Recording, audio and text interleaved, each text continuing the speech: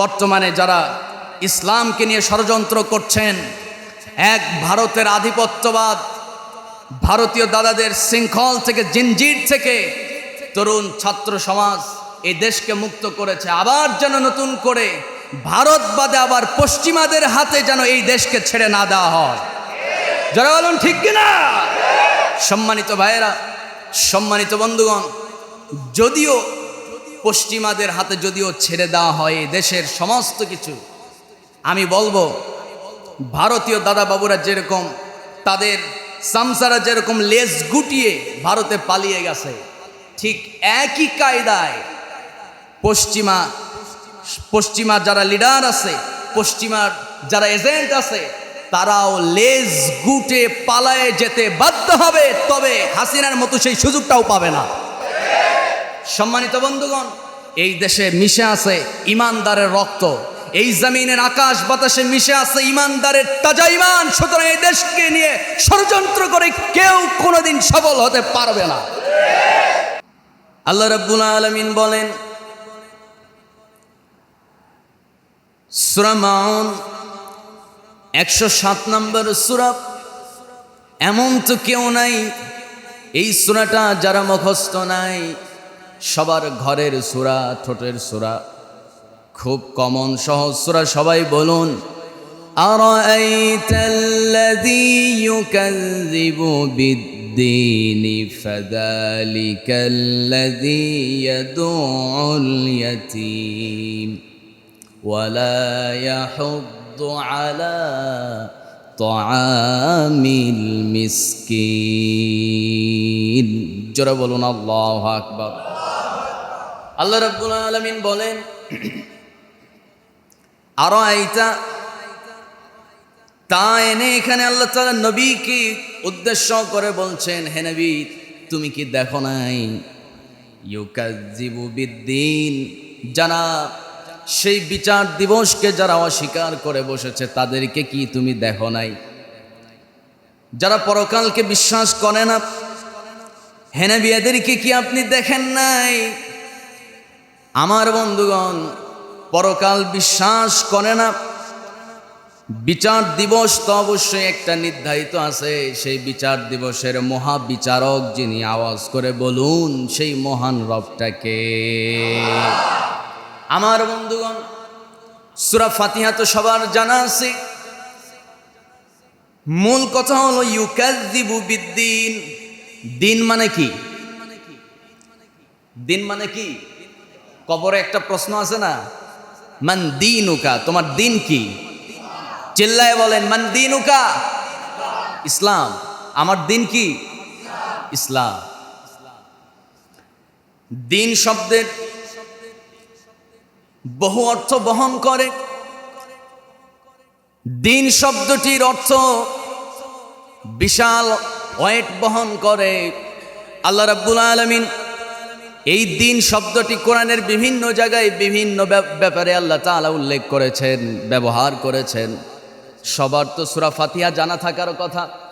যেই সূরা ছাড়া নামাজি হবে না, সবাই বলুন আলহামদুলিল্লাহি রাব্বিল আলামিন আর রহমানির রহিম মালিকি ইয়াউমিদ্দিন ইয়্যাকা না'বুদু ওয়া ইয়্যাকা নাস্তাঈন।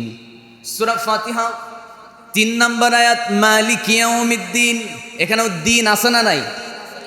কিন্তু ইউকাযযিবু বিদ্দীন আরেক জায়গায় আল্লাহ তাআলা বলছেন, ইন্নাদ দীনা ইনদাল্লাহিল ইসলাম। এ জায়গায় ইসলামকে বোঝানো হয়েছে, আবার কোন জায়গায় দল বোঝানো হয়েছে, আবার কোন জায়গায় বিচার দিবসকে বোঝানো হয়েছে।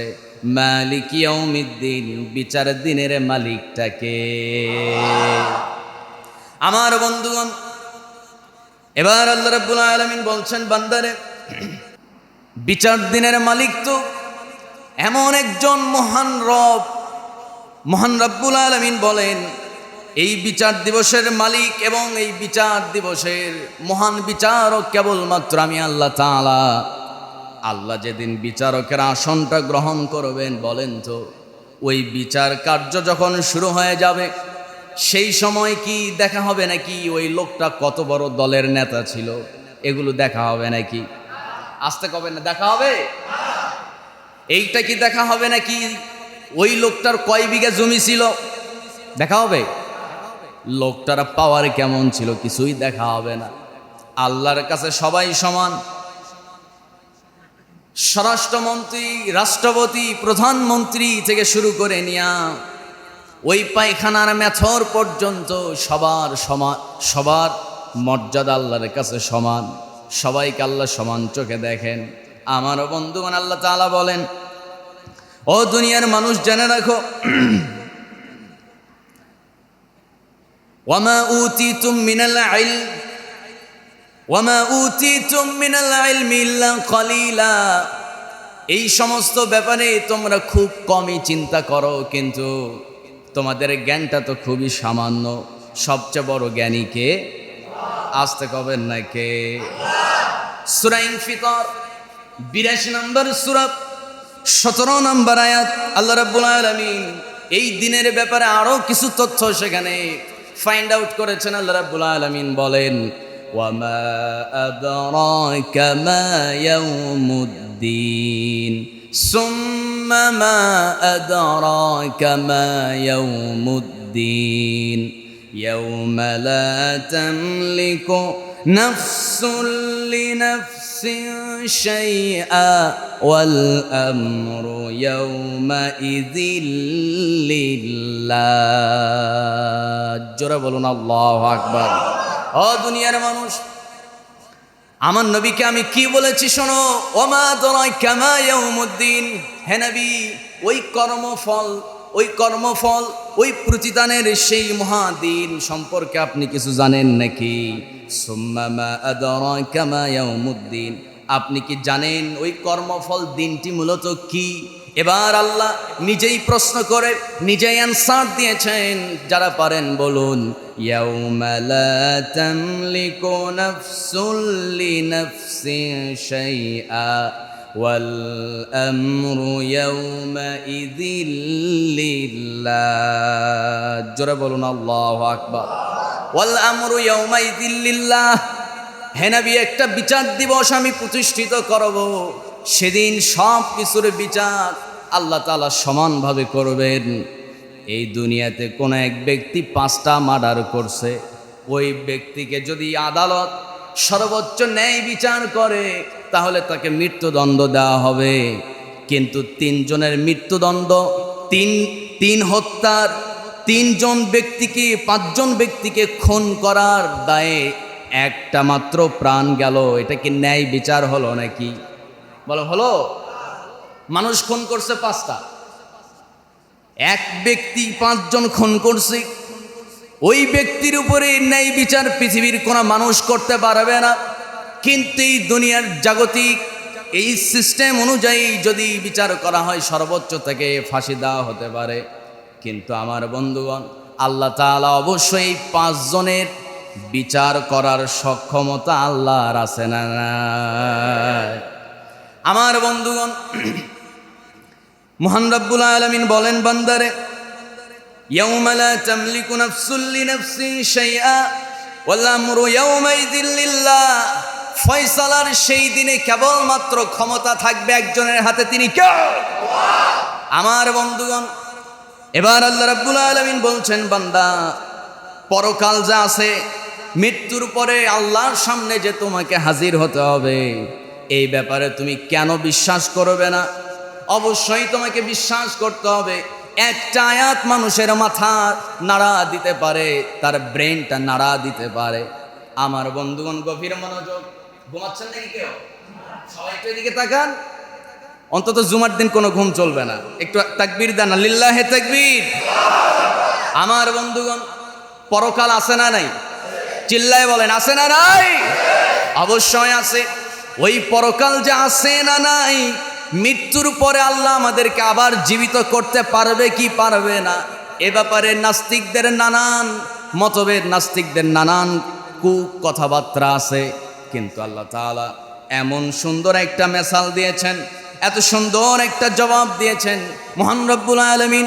কোরআনুল কারীমের 22 নম্বর সূরা, সূরা হজ 5 নম্বর আয়াতে আল্লাহ বলেন, ইয়া আইয়ুহান নাস ইন কুনতুম ফি রাইবিম মিনাল বা'সি ফাইন্না খালাকনাকুম মিন যাকারিন ওয়া উনসা فإنا خلقناكم من تراب ثم من نطفة ثم من علقة ثم من مضغة ثم من مضغة مخلقة وغير مخلقة لنبين لكم ونقر في الأرحام ما نشاء إلى أجل مسمى জোরে বলুন আল্লাহু আকবার। আল্লাহ রাব্বুল আলামিন বলছেন, ও ইনসানেরা, ইয়া আইয়ুহান নাস, ডাক দিছে কি শুধু মুসলমানদেরকে নাকি সবাইকে? ইয়া আইয়ুহান নাস, সমস্ত মানব জাতিকে আল্লাহ ডাক দিয়েছেন। আল্লাহ রাব্বুল আলামিন বলেন, ইয়া আইয়ুহান নাস ইন কুনতুম ফি রাইবিম মিনাল বা'স ফাইন্না খালাকনাকুম মিন তুরাব। ও দুনিয়ার মানুষরা, ও দুনিয়ার লোকেরা, হে ইনসানেরা, হে মানব জাতি, ইন কুনতুম ফি রাইব মিনাল বা'স ফাইন্না খালাকনাকুম, তোমাদেরকে মৃত্যুর পরে আবার আমি জীবন দান করব, আবার তোমাদেরকে আমি জীবিত করব। কিন্তু এই ব্যাপারে যদি তোমাদের মনের মধ্যে কোনো যদি সন্দেহ পোষণ করো, এই ব্যাপারে যদি তোমরা সন্দেহ করো, তাহলে জেনে রাখো, ইন্না খালাকনাকুম মিন তুরাবিন সুম্মা মিন নুতফাতিন সুম্মা মিন আলাকাতিন সুম্মা মিন মুদগা। আল্লাহ তাআলা তোমাদের আদি পিতা প্রথম মানুষকে মিন তুরাব, মাটি থেকে সৃষ্টি করেছেন। এরপরে আল্লাহ রাব্বুল আলামিন দ্বিতীয় মানুষ অর্থাৎ তার জোড়াকে আল্লাহ তাআলা বাম পাজরের হাড় থেকে সৃষ্টি করেছেন। আর বান্দা জেনে রাখো, তারপর থেকে তৃতীয় পার্সন, 3 নম্বর ব্যক্তিকে আল্লাহ মাটি থেকে বা হাড় থেকে সৃষ্টি করেন নাই। ওই তৃতীয় জন ব্যক্তি থেকে শুরু করে নিয়া কিয়ামত পর্যন্ত সব মানুষকে আল্লাহ তাআলা একটা ধারাবাহিক সিস্টেমে আল্লাহ দুনিয়াতে পাঠিয়েছেন। সেই সিস্টেমটা কি আল্লাহ বলেন, সুম্মা মিন নুতফা সুম্মা মিন আলাকা সুম্মা মিন মুদগাতিন মুখাল্লাকা। জোরে বলুন আল্লাহু আকবার। আল্লাহ তাআলা বলছেন, বান্দারে, সেই ধারাবাহিক সিস্টেমটা কি? প্রথমে আল্লাহ রাব্বুল আলামিন তোমার পিতার স্পার্ম থেকে, আল্লাহ রাব্বুল আলামিন তোমার পিতার নির্গত হওয়া, তোমার মা বাবার যৌন ক্রিয়া কার্য সম্পাদন করার পর তোমার পিতার কাছ থেকে যে স্পার্ম বা এক ফোঁটা বীর্য নাপাক যে পানিটা নির্গত হয়েছে, সেখান থেকে আল্লাহ রাব্বুল আলামিন তোমাকে সেই সুম্মা মিন নুতফা, সেই এক ফোঁটা নুতফা থেকে আল্লাহ রাব্বুল আলামিন এক ফোঁটা রক্ত তৈরি করেছেন। সুম্মা মিন মুদগা সুম্মা মিন আলাকা, সেই এক ফোঁটা রক্ত, সেখান থেকে আবার এক টুকরো গোস্ত তৈরি করলেন। ওই এক টুকরো গোস্তের চারপাশে হাড় জোড়ায় দিলেন। এরপরে ওই হাড়ের উপরে আল্লাহ তাআলা সুম্মা মিন মুদগাতিন মুখাল্লাকা, এরপর আল্লাহ তাআলা ওই দেহের উপরে আল্লাহ তাআলা একটা চামড়া ঢুকায় দিলেন, চামড়া দিয়া আবৃত করলেন শরীরটারে। এরপর আল্লাহ রাব্বুল আলামিন ধীরে ধীরে একটা সময় নিয়ে 9 মাস 10 মাসের মধ্যে আল্লাহ রাব্বুল আলামিন তোমার মায়ের পেটে আল্লাহ তাআলা ধারাবাহিকভাবে তোমাকে সেখানে শিশু আকারে সৃষ্টি করলেন, তোমার বডি স্ট্রাকচার তৈরি করলো। এরপর আল্লাহ রাব্বুল আলামিন বলেন, সুম্মা মিন মুদগাতিন মুখাল্লাকাতিন ওয়া গায়রি মুখাল্লাকাতিন লিনুবাইয়িনা লাকুম ওয়া নুকিররু ফিল আরহাম। জোরে বলি আল্লাহু আকবার। এরপরে আল্লাহ রাব্বুল আলামিন 9 মাস অথবা 10 মাসের মধ্যে মায়ের পেটে পরিপূর্ণভাবে যখন সৃষ্টি করলেন, এরপর আল্লাহ রাব্বুল আলামিন দুনিয়াতে পাঠায় দিলেন আজালিম মুসাম্মা। দুনিয়াতে পাঠানোর পর আল্লাহ তাআলা আমাকে আপনাকে ধারাবাহিকভাবে মা বাবার ভালোবাসায়, মা বাবার অত্যন্ত মায়া মমতায় আমাকে আপনাকে লালন পালন করলেন। এরপর আল্লাহ তাআলা যৌবনে আমাদেরকে পদার্পণ করলেন।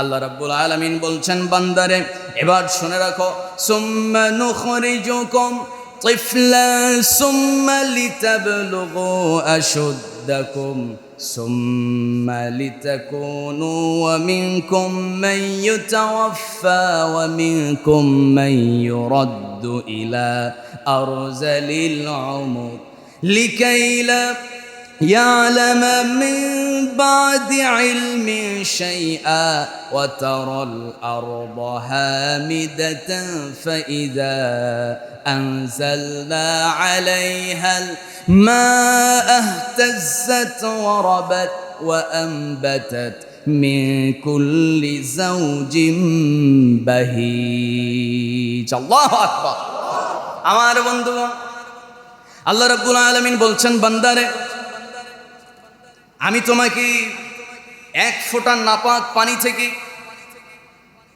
পর্যায়ক্রমে তোমাকে মানব রূপে দুনিয়াতে পাঠালাম।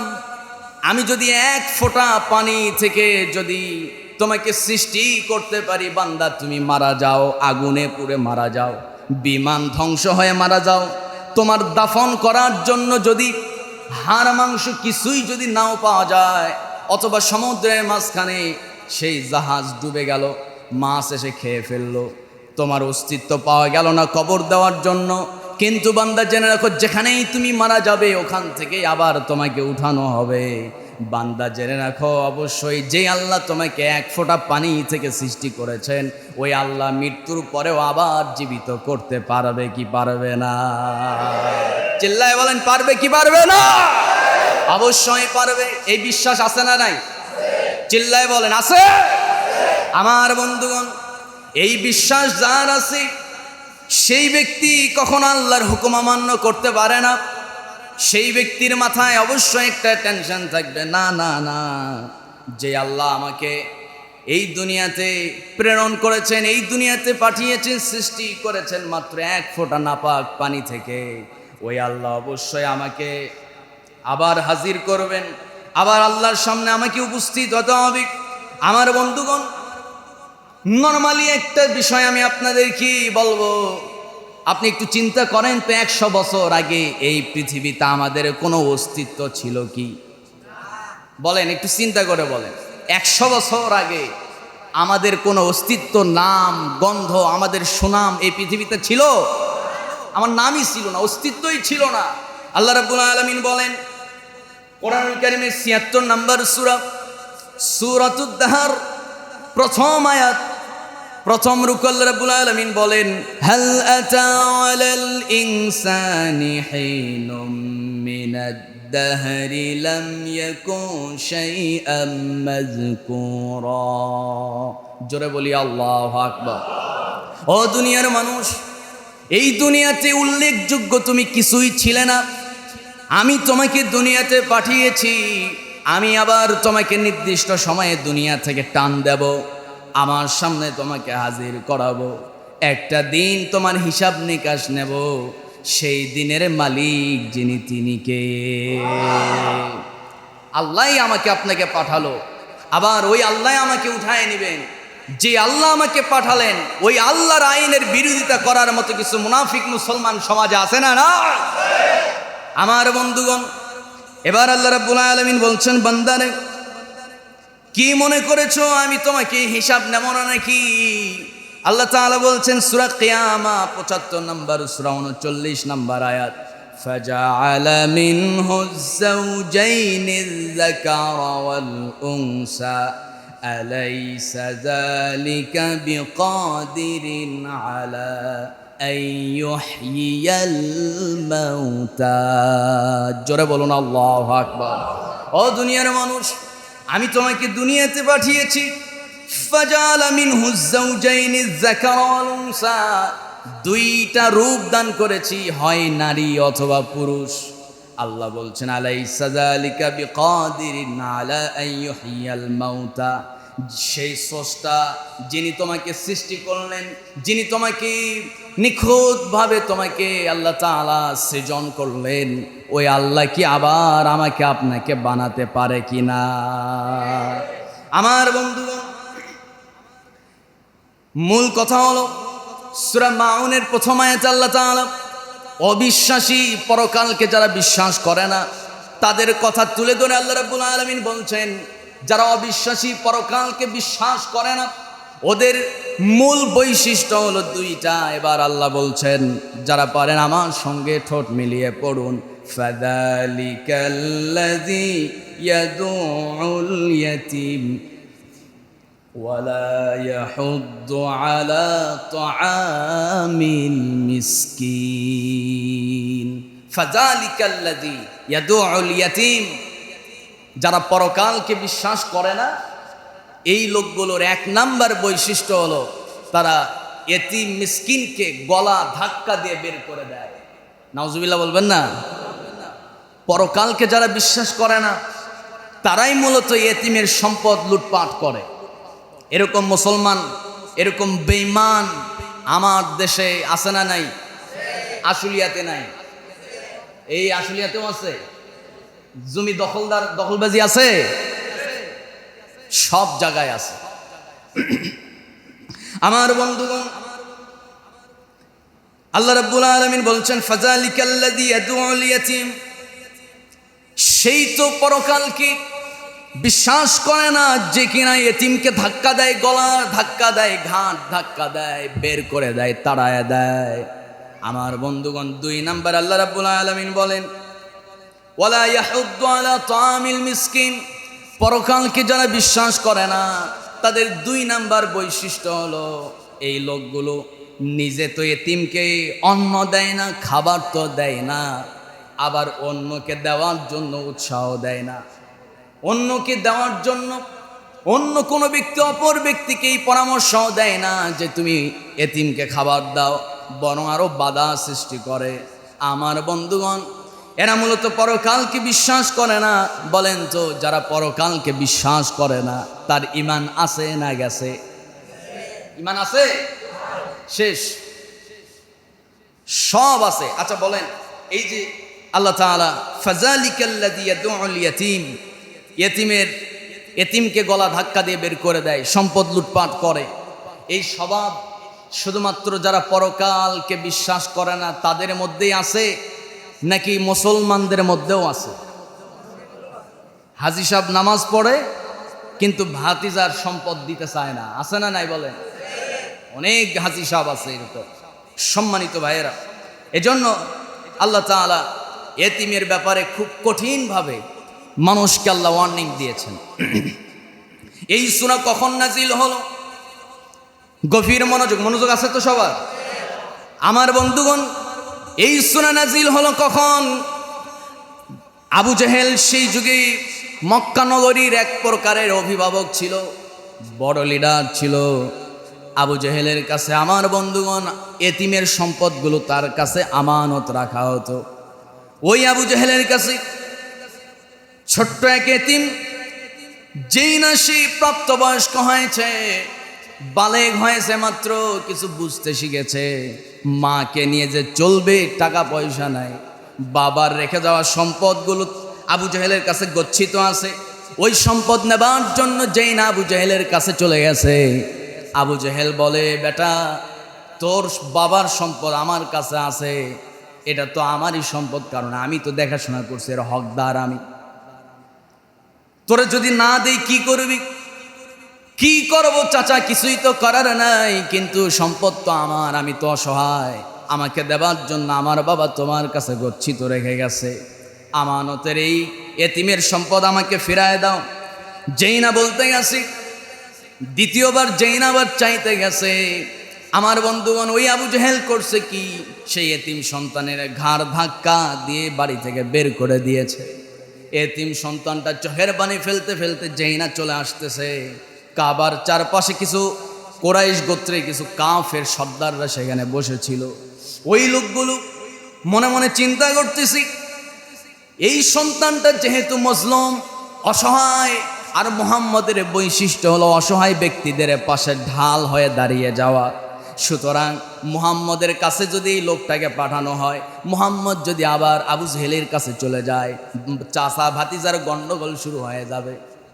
গন্ডগোল বাঁধানোর জন্য ওই শিশুটাকে ডাক দিয়ে বলতেছে, হে বৎস, কি হয়েছে? আবু জেহেলের কাছে যাওয়ার পর ওখান থেকে ফিরতেছো, কিন্তু চোখে পানি কেন?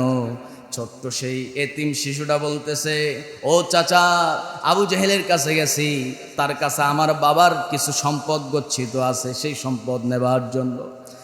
সঙ্গে সঙ্গে সর্দাররা বলল, সম্পদ কি তোমাকে দেওয়া হয় নাই? না, সম্পদ দেয় নাই।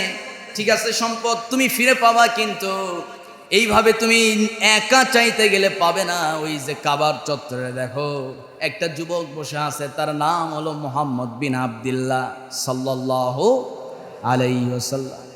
ওই মুহাম্মাদের কাছে যাও, মুহাম্মদ বিন আবদুল্লাহর কাছে চলে যাও, তাকে বলো অবশ্যই তুমি তোমার সম্পদ ফিরে পাবে।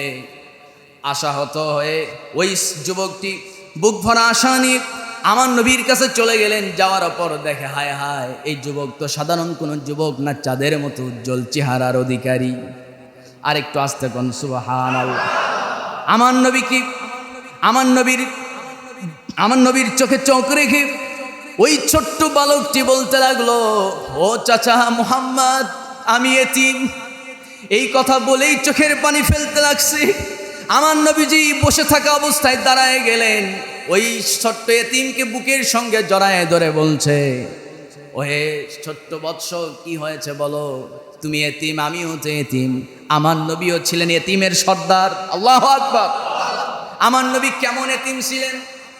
আমার বন্ধুগণ, আল্লাহ রাব্বুল আলামিন সূরা দুহার মধ্যে বলেছেন, যারা পারেন বলুন, আলাম ইয়াজিদকা ইয়াতীমান ফাআওয়া ووجدك ضالا فهدى ووجدك عائلا فأغنى فأما اليتيم فلا تقهر وأما السائل فلا تنهر وأما بنعمة ربك فحدث।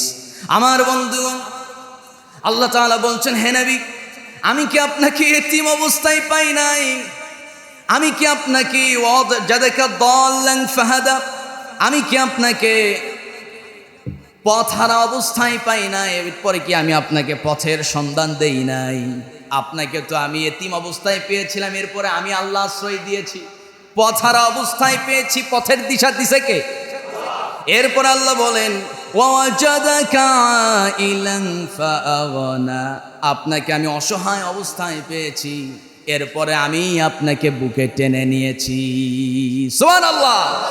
আমার বন্ধুগণ, এরপর আল্লাহ বলেন, ফাআম্মাল ইয়াতীমা ফালা তাকহার ওয়া আম্মাস সাইলা ফালা তানহার। সুতরাং হে নবী, আপনি তো ইতিমের কষ্টটা বোঝেন, আপনি অবশ্যই এতিমের কষ্টটা সবার থেকে, আপনি এই জন্য আপনাকে এতিমের সর্দার বানায় দিলাম। আমার নবী এতিমের সর্দার হলো কেমনে? মায়ের পেটে যখন নবীর বয়স 6 মাস, বাবাকে হারালেন, জন্মগ্রহণ করলেন। আমার নবীজি কি অসহায় ছিলেন দেখেন। নবীজি জন্মগ্রহণ করছে, সবাই খুশি, কিন্তু নবীর মা আমিনার চোখে পানি ঝরতে শুরু করছে। পাশের ফুপিরা জিজ্ঞেস করছে, ভাবি, আপনার চোখে পানি কেন? এইরকম চাঁদের মতো সুন্দর চেহারার অধিকারী যুবক তো কোনোদিন আমরা দেখি নাই, আপনি এত কষ্ট পাচ্ছেন কেন? সঙ্গে সঙ্গে চোখের পানি ফেলতে ফেলতে বলছেন, সন্তান জন্ম হওয়ার পর যেই মানুষটা সবচেয়ে বেশি খুশি হওয়ার কথা, সন্তানের বাবা, সেই বাবাই তো দুনিয়া থেকে চলে গেছে। আল্লাহু আকবার। আমার নবীজি জন্মের আগেই বাবাকে হারিয়েছেন, 6 বছর বয়সে মাকে হারালেন, 8 বছর বয়সে দাদাকে হারালেন। আস্তে আস্তে নবীজির চারপাশে সব আপনজনগুলো চলে গেছে, কিন্তু যার কেউ নাই তার আছে কে? আমার বন্ধুগণ, এজন্য আল্লাহ বলছেন ফাআম্মাল ইয়াতীমা ফালা তাকহার ওয়া আম্মাস সাইলা ফালা তানহার ওয়া আম্মা বিনি'মাতি রাব্বিকা ফাহাদ্দিস। জোরে বলুন আল্লাহু আকবার।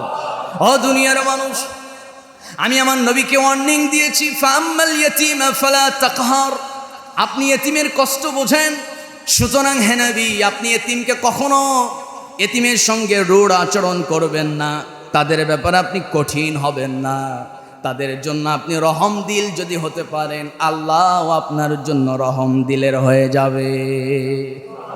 আমার নবীজি এই আয়াতের ব্যাখ্যা করতে নিয়ে হযরত আব্দুল্লাহ ইবনে আব্বাসকে বলেন, ওরে আব্দুল্লাহ ইবনে আব্বাস। এরপরে হযরতে আবু হুরায়রা রাদিয়াল্লাহু তাআলা আনহু প্রমুখ কিছু সাহাবী আমার নবীর সামনে বসা। নবীজি বলছেন, কেউ যদি এতিমের মাথায় হাত বুলায় দেয়, যতগুলো চুল তার হাতে স্পর্শ করবে ততগুলো গুনাহ মাফ হবে, ততগুলো সওয়াব তার অ্যাকাউন্টে জমা হয়ে যাবে। আর একটু আসতে বলি সুবহানাল্লাহ। আমার বন্ধুগণ, এরপর আল্লাহ রাব্বুল আলামিন বলছেন, ও দুনিয়ার মানুষ শুনে রাখো, এতিমের ব্যাপারে কখনো কঠিন হৃদয়ের হওয়া যাবে না। এতিমকে ভালোবাসেন যিনি, তিনি কে? আসতে বলবেন না কে? আর এতিমকে যারা ভালোবাসবে তারেও যিনি ভালোবাসবে তিনি কে? আমার বন্ধুগণ, এরপর আল্লাহ রাব্বুল আলামিন পৃথিবীর तमाम মানুষকে উদ্দেশ্য করে আল্লাহ তাআলা বলছেন, ইন্নাল্লাযীনা ইয়াকুলুনা আমওয়ালাল ইয়াতামা যুলমান ইন্নামা ইয়াকুলুনা ফি বুতুনিহিম নারা ওয়া সায়াসলাউনা সাঈরা। জোরে বলুন আল্লাহু আকবার। মহান রব্বুল আলামিন বলেন, ইন্নাল্লাযীনা ইয়াকুলুনা আমওয়ালাল ইয়াতামা, এতিমের সম্পদ যারা অন্যায়ভাবে জোর দখল করবে, জবরদখল করবে, এক কথায় এতিমের সম্পদ যারা অন্যায়ভাবে গ্রাস করবে, আল্লাহ রাব্বুল আলামিন বলেন, যুলমান ইন্নামা ইয়াকুলুনা ফি বুতুনিহিম নারা, সে যেন তার পেট আগুনে পরিপূর্ণ করে ফেললো, মৃত্যু হতে দেরি, মরতে দেরি, জাহান্নামের আগুনে পুড়তে দেরি হবে না। নাউজুবিল্লাহ। আমার বন্ধুগণ, আল্লাহ রাব্বুল আলামিন ইয়েতিমদের ব্যাপারে কোরআনুল কারীমের ভিতরে বহু সংকেত দিয়েছেন। আমার ভাইয়েরা, আল্লাহ তাআলা আরেক জায়গায় বলেছেন, সূরা হাক্কার মধ্যে আল্লাহ কি বলেন শোনেন, খুযুহু ফাগুল্লুহু সুম্মাল জাহিমা সাল্লু সুম্মা ফি সিলসিলাতিন যারউহা সাবউনা যিরাআন ফাসলুকু ইন্নাহু কানা লা ইউমিনু বিল্লাহিল আযীম ওয়ালা ইয়াহুদ্দু আলা তুআমিল মিসকিন। জোরে বলুন আল্লাহু আকবার। আল্লাহ রাব্বুল আলামিন বলেন, যারা এতিমকে অন্ন দেবে না, খাবার দেবে না, এতিমকে দূর দূর করে তাড়িয়ে দেবে, এরপরে এতিমের সম্পদ লুটপাট করবে, এতিমকে ঘাট ধাক্কা দিয়ে বের করে দিবে, তাদের জন্য আল্লাহ তাআলা কড়া মেসেজ দিয়েছেন, খুযুহু ফাগুল্লু, এদেরকে ধরো। ফেরেশতাদেরকে বলা হবে এদেরকে ধরো, এরপরে পাকড়াও করো। সুম্মা ফি সিলসিলাতিন যারউহা সাবউনা যিরাআন ফাসলুকু, 70 হাত লম্বা আগুনের একেবারে অগ্নিশিখায় গরম করা সেই শিকল দিয়া তাকে পেঁচায়া তাকে বেঁধে ফেলো, এরপরে আগুনের মধ্যে। ইন্নাহু কানা লা ইউমিনু বিল্লাহিল আযীম, এই লোকটাকে আগুনের মধ্যে ফেলায় দাও। কারণ হলো এই লোকটা ইন্নাহু কানা লা ইউমিন, সে ঈমান আনে নাই। আর 2 নাম্বার অপরাধ হলো ওয়ালা ইয়াহুদ্দু আলা তুআমিল মিসকিন, নিজে তো মিসকিনকে কিছু খাবার দিতই না, অন্যকে দেওয়ার জন্য বাধা দিত অথবা অন্যকে দেওয়ার জন্য উৎসাহ দিত না। আমার বন্ধুগণ, আরেক জায়গায় সূরাতুল মুদ্দাসসিরের মধ্যে আল্লাহ বলেন, আল্লাহ রাব্বুল আলামিন বলেন, সাআ মা ইয়াহকুমুন। আল্লাহ রাব্বুল আলামিন সূরাতুল মুদ্দাসসিরের মধ্যে বলছেন, ও দুনিয়ার মানুষ, এই দুনিয়াতে যদি তুমি ভালো থাকতে চাও, পরকালে যদি আল্লাহর কাছে পুরস্কার পেতে চাও, দুইটা ব্যাপারে সাবধান থাকতে হবে। ইমানটা ঠিক রাখতে হবে, আর অবশ্যই গরিব মিসকিন অসহায় যারা আছে তাদেরকে আপন বানায়া বুকের কাছে জায়গা দিতে হবে। এই কাজ যেই ব্যক্তি করবে, দুনিয়াতে একেবারে তার ধারণার বাইরে এমন সুখ আমি তাকে প্রদান করব, কল্পনাও করতে পারবে না। সুবহানাল্লাহ। আপনি এতিম অসহায় মিসকিনকে একটু জায়গা দিবেন, তাকে একটু কাছে টেনে নেবেন, দেখবেন যে আলাদা একটা স্বস্তি আপনি পেয়ে যাবেন। জোরে বলি সুবহানাল্লাহ। সম্মানিত ভাইয়েরা, আপনাদের কষ্ট হচ্ছে নাকি? কথা বুঝতে অসুবিধা? আল্লাহ রাব্বুল আলামিন বলেন, ইয়াতাসাআলুনা আনিল মুজরিমিনা মা সালাকাকুম ফি সাকার ক্বালু লাম নাকু মিনাল মুসাল্লিন। জোরে বলুন আল্লাহু আকবার। জান্নাতীরা জাহান্নামীদেরকে ওই কিয়ামতের দিবসে বিচার কার্য শেষ হওয়ার পর জান্নাতীরা জান্নাতে যাবে, জাহান্নামীরা জাহান্নামে চলে যাবে। এমন সময় আল্লাহ রাব্বুল আলামিন সেই জান্নাতীদেরকে প্রশ্ন করার একটা সুযোগ দেবেন। জান্নাতীরা জাহান্নামীদেরকে প্রশ্ন করবে, তোমরা জাহান্নামে কেন এসেছো? সেদিন তারা বলবে, ক্বালু লাম নাকু মিনাল মুসাল্লিন, দুনিয়াতে আমরা মুসাল্লি ছিলাম না, নামাজি ছিলাম না। দুই নম্বরে ওয়ালাম নাকু নুতাইমুল মিসকিন, আমরা মিসকিন অসহায়দেরকে খাবার দিতাম না, যার কারণে আজকে আমরা সাকার নামক জাহান্নামে পৌঁছে গেছি।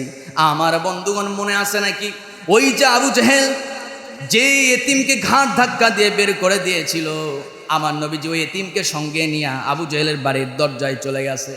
যাওয়ার পর আবু জেহেলকে যখন ডাক দেওয়া হলো, ও চাচা দরজাটা খোলেন, কথা আছে। যেই না আবু জেহেল দরজা খুলছে, দরজা খোলা মাত্র ভয়ে থরথর করে আবু জেহেলের শরীরে কম্পন সৃষ্টি হয়ে গেছে। আমার নবীজি বলছেন, চাচা এই যে আমার সঙ্গে এতিম সন্তানটা 2 মিনিট আগে আপনি নাকি তারে ঘাট ধাক্কা দিয়ে বের করে দিয়েছেন। ও চাচা কিছু বুঝি না, দ্রুত আপনি তার সম্পদটা ফেরত দিয়ে দেন। বলতে দেরি, সম্পদ ফেরত দিতে দেরি করে নাই। যা স্বর্ণ মুদ্রা যা কিছু গচ্ছিত ছিল সব সেই সন্তানের হাতে উঠায় দিয়ে আবু জেহেল ঘরের ভিতরে চলে গেছে। এরপরে নবীজি যখন সেখান থেকে ব্যাক করলেন, চলে আসলেন কাবার চত্বরে। এবার মক্কার সর্দাররা আবু জেহেলের বাড়িতে চলে গেছে। যাওয়ার পর ডাক দিয়েছে, লিডার ভিতর বাইরে বের হন। বাইরে বের হয়েছে। এবার লিডারকে প্রশ্ন করছে, মক্কার তো বিরাট বড় আপনি সর্দার, বিরাট বড় একটা নেতা লিডার, আপনি মুহাম্মদকে এত ভয় পান, আমরা তো আগে জানতাম না। শুধুমাত্র চাইতে দেরি, আপনি দিতে দেরি করেন নাই, ঘটনাটা কি? আপনি কি মুহাম্মদের আল্লাহর উপরে ঈমান আনলেন নাকি? বলতে দেরি আবু জেহেল বলে, এই বেটা থাম, আমি যেটা দেখছি ওইটা তো তোরা দেখিস নাই। কি দেখছো লিডার? সঙ্গে সঙ্গে আবু জেহেল বলতেছে, মুহাম্মদ শুধু একা আসে নাই, মুহাম্মদের 2 পাশে 2টা তরবারি নিয়ে 2 জন ব্যক্তি দাঁড়ায় ছিল, যাদের মাথা ছিল আকাশে, পা ছিল জমিনে। চিল্লায় কোন আল্লাহু আকবার। ওরা শুধু চোখ বড় বড় করে তাকায় ছিল, এত বড় বড় চোখ করে তাকায় ছিল। আর যে দেহ শুধুমাত্র যদি আমি না বলতাম মেরে দিতে দেরি করতো না। আমার বন্ধুগণ, আমার নবীজি সব পাওয়ার ছিল, কিন্তু পাওয়ার খাটান নাই। যদি খাটাইতো একটা কাফের নিঃশ্বাস নিতে পারতো না, ঠিক কিনা? সুতরাং আমিও বলতে চাই, আমার ভাইয়েরা, সম্মানিত বন্ধুগণ, এতিমকে আমরা ভালোবাসবো কার জন্য?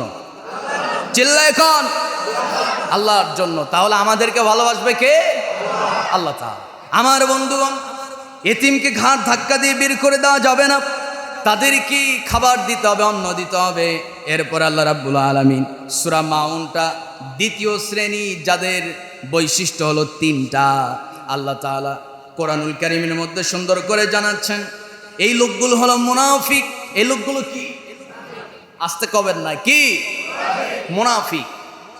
এই লোকগুলো মূলত মুনাফিক। এদের বৈশিষ্ট্য হলো 3টা। 4 আয়াতে 3 বৈশিষ্ট্যের কথা আল্লাহ বলছেন। সবাই বলুন, ফাওয়াইলুল লিল মুসাল্লিন আল্লাযীনা হুম আন সালাতিহিম সাহুন আল্লাযীনা হুম ইউরাউন ويمنعون الماعون জোরে বলুন আল্লাহু আকবার। আল্লাহ রাব্বুল আলামিন বলেন ফাওয়াইলুল লিল মুসাল্লিন, ধ্বংস নামাজীদের জন্য। কথাটা খুব বিশাল, এই কথার ওয়েট কিন্তু অনেক ভারী, অনেক বিশাল। আমার বন্ধুগণ, ফাওয়াইলুল লিল মুসাল্লিন, ওয়াইল মানে ধ্বংস। ধ্বংস কাদের জন্য? নামাজীদের জন্য। নামাজ পড়লে তো মানুষ ধ্বংস হওয়ার কথা নয়, ঠিক কিনা? নামাজ পড়লে মানুষ ধ্বংস হয়, কিন্তু আল্লাহ ধ্বংসের কথা কেন বললেন? কারণ হলো এই নামাজি সে নামাজ পড়ে মূলত আল্লাহর জন্য নয়, মানুষের জন্য নামাজ পড়ে। এরকম মুসলমান আছে না নাই? আমার বন্ধুগণ, ফাওয়াইলুল লিল মুসাল্লিন, ধ্বংস নামাজীদের জন্য। কোন নামাজি? যারা আল্লাযীনা হুম আন সালাতিহিম সাহুন, যারা নামাজের ব্যাপারে গাফেল, নামাজের ব্যাপারে একেবারেই যারা গাফেল, অসচেতন, তাদের জন্যই মূলত ধ্বংসের কথা আল্লাহ বলেছেন। তার মানে নামাজ পড়লে মানুষ ধ্বংস হবে, আবার সফলও হবে। শর্ত হলো নামাজের সচেতনতা বৃদ্ধি করতে হবে, ঠিক কিনা? আমার বন্ধুগণ, নামাজের মধ্যে সচেতন থাকতে হবে, অত্যন্ত মনোযোগের সঙ্গে নামাজ আদায় করতে হবে আমার ভাইয়েরা। এরপর আল্লাহ রাব্বুল আলামিন বলেন তারা তো নামাজ পড়ে, ঠিক 3 নাম্বার বৈশিষ্ট্য হলো আল্লাযীনা হুম ইউরাউন, তারা নামাজ পড়ে ঠিক, কিন্তু ওই নামাজটা লোক দেখানোর জন্য। নাউজুবিল্লাহ, লোক দেখানো নামাজ আছে না নাই? আমার বন্ধু, নামাজি আমার দেশে 5 প্রকারের। একটা হলো সাপ্তাহিক, একটা কি সাপ্তাহিক, আরেকটা হলো মাসিক। সাপ্তাহিকটা হলো জুমার দিন, মাসিক যারা নামাজি তারা হলো শুধু রমজান মাসে পড়ে। বাৎসরিক নামাজি আছে, তারা হলো 2 ঈদে নামাজ পড়ে। আর জানাজার কিছু মুসল্লি আছে, তারা শুধু জানাজায় এসে হাজির হয়, আছে না নাই? ফজর নামাজে তো বক্তৃতা দেওয়ার সুযোগ নাই, কিন্তু জানাজার নামাজে কিন্তু বক্তৃতা দেওয়ার সুযোগ আছে, এই জন্য জানাজার নামাজে হাজির হয়, আছে না নাই? 4 নম্বরে যারা নামাজি, এরা হলো প্রকৃত নামাজি। এরা 5 ওয়াক্ত নামাজ জামাতের সঙ্গে পড়ে, কাউকে দেখানোর জন্য নয়, একজনকে খুশি করার জন্য। চিল্লায় বলুন তিনি কে? সম্মানিত ভাইয়েরা, তাহলে আমরা ওই 4 স্বভাবের হব না 1 স্বভাবের হব?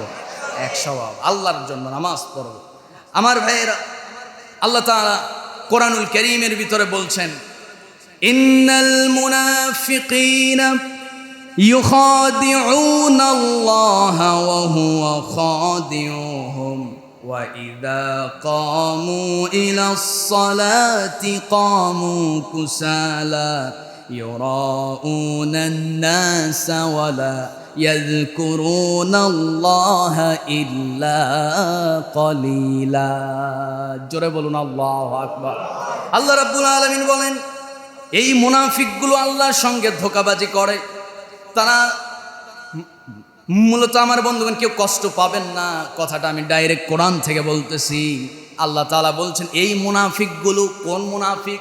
যারা সপ্তাহে 1 দিন মসজিদে আসে, যারা মাসে নামাজি শুধু রমজান মাসে, যারা বাৎসরিক মুসল্লি, যারা শুধুমাত্র জানাজার নামাজের মুসল্লি, তাদেরকে আল্লাহ তাআলা মুনাফিক বলেছেন। বলছে কে? ইন্নাল মুনাফিকিনা ইউখাদিউনাল্লাহ, ওরা শুধু সাপ্তাহিক, মাসিক, বাৎসরিক জানাজার নামাজের মুসল্লি হয়ে আল্লাহর সঙ্গে তারা ধোঁকাবাজি করতেছে, কিন্তু অথচ তারা আল্লাহকে ধোঁকায় ফেলতে পারে নাই, তারা নিজেরাই ধোঁকার মধ্যে পড়ে গেছে, ঠিক কিনা? আমার বন্ধুগণ, এই লোকগুলোর স্বভাবটা কি আল্লাহ বলেন কামু কুসালা ইউরাউনান নাসা ওয়ালা ইয়াযকুরুনাল্লাহা ইল্লা কলিলা। আল্লাহ তাআলা বলছেন বান্দারে, এই লোকগুলো নামাজের জন্য যদিও সেই সপ্তাহে 1 দিন অথবা মাসে ওই রমজান মাসে নামাজ পড়ে, কিন্তু এই নামাজগুলোতেও তারা দেরি করে ওঠে, এই নামাজগুলোতেও তারা অলসতা করে, এই নামাজগুলো গুরুত্বের সাথে আদায় করে না। এরপরে তারা খুব অসচেতনতার সাথে নামাজ আদায় করে কি পড়ে কিছুই জানে না। ওয়ালা ইয়াযকুরুনাল্লাহা ইল্লা কলিলা, এরা নামাজের মাধ্যমে আল্লাহকে খুব কমই স্মরণ করে।